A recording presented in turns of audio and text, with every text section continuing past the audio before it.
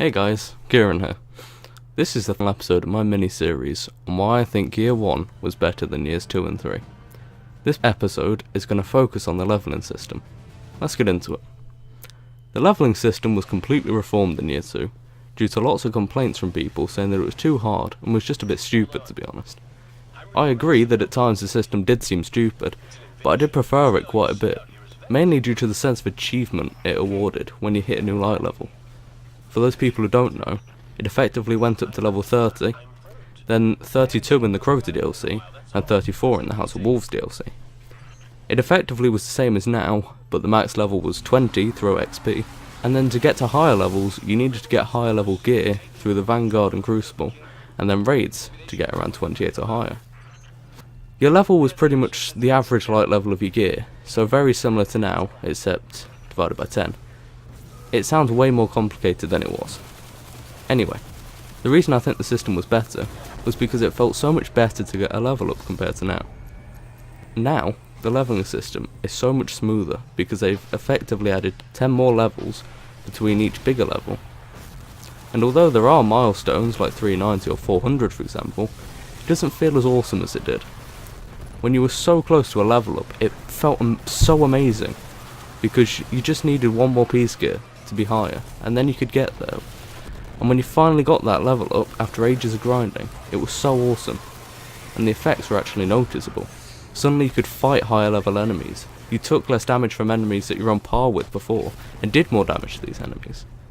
You could feel the effects of the level up. Now there are thresholds to do more damage. I believe every time you get to a 1, for example 391, you get a slight boost to damage and health, etc. But I may be wrong about that. Because the differences are so much smaller now, and the levelling system is smoother, it gets rid of the achievement of levelling up. Also, I preferred how you levelled up in Year 1 compared to Years 2 and 3. In Year 1 vanilla, to level up you had to do VOG. You had to complete the hardest activity in the game, which was VOG, because there wasn't any infusion, it was just getting high gear and equipping it. You only had the luxury of looking for better rolls once you hit max level, but the gear was often locked with certain perks. In Year 1 Crota, you had to do Crota to level up to 32, and this could replace VOG, although VOG was still done quite often for people to level up. I know I did it probably at least 5 times before I even touched Crota.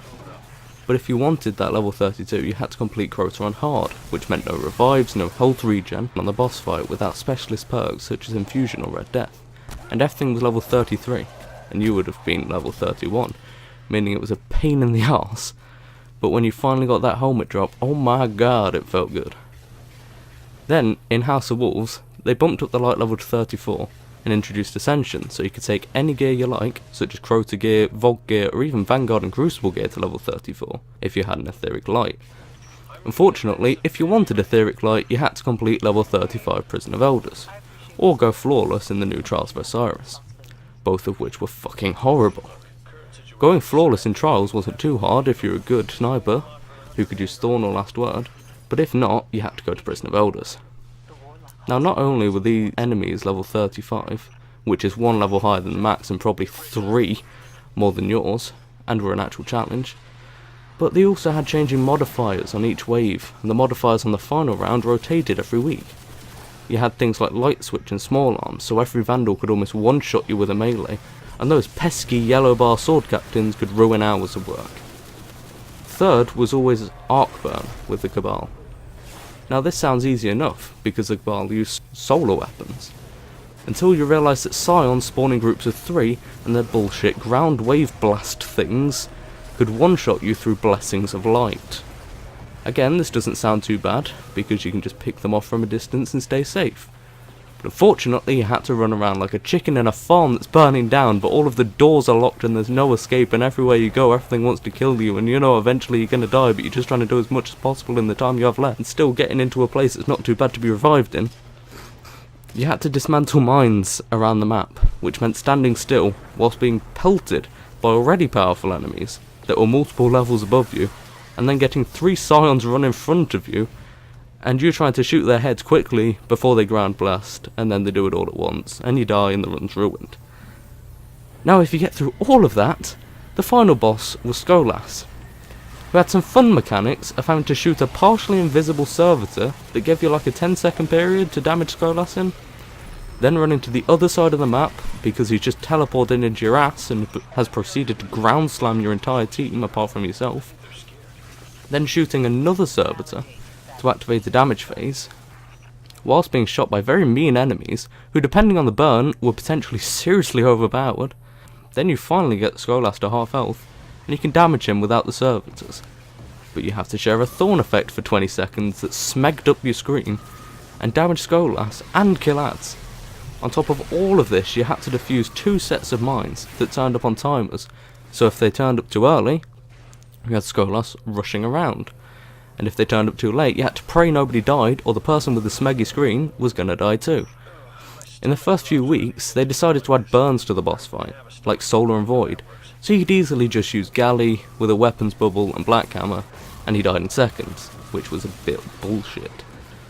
Okay, so now you know the level 35 arena as well as I do. You now know the pain you had to endure to level up. You had to do this all for one etheric light, to take one item to level 34, or 365 as it was at the time for some reason.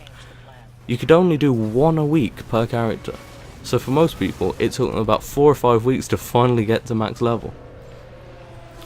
Compare all of this to now.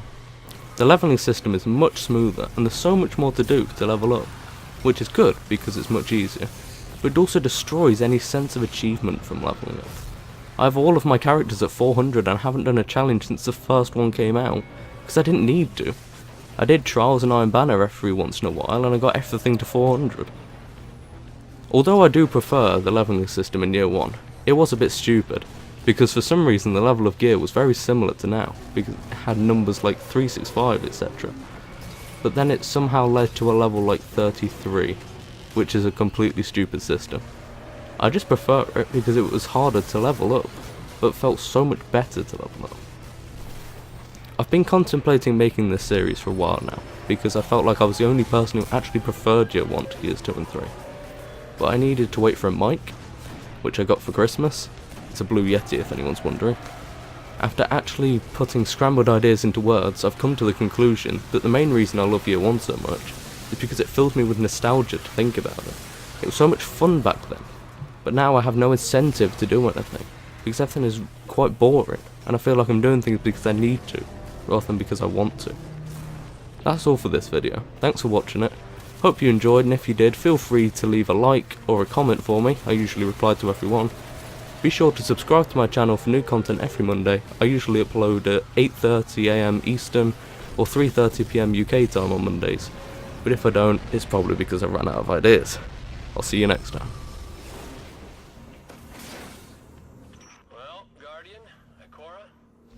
It's been fun, but I've got a legion of hunters to oversee, which is less fun than it sounds.